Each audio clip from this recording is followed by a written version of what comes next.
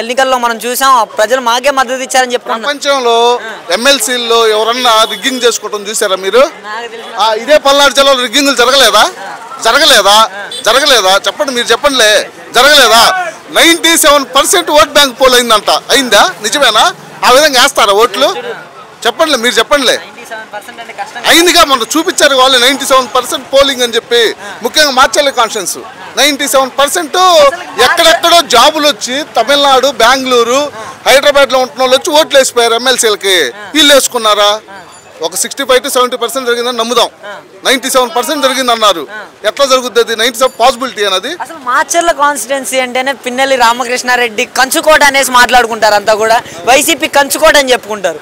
అలాంటి చోట కూడా అంత ఓటింగ్ అనేది వచ్చిందంటే ఈ గవర్నమెంట్ వ్యవస్థల్ని బ్రదరు, ఎవరు అధికారంలో గవర్నమెంట్ వ్యవస్థల్ని వాళ్ళ పని వాళ్ళని చేయించుకుంటే ఎక్కడ దుర్మార్గాలు ఉండవు.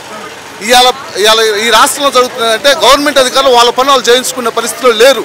ప్రతి ఒక్కరు ఎమ్మెల్యే మాటలు, ఎంపీల మాటలు వినాల్సి వస్తుంది.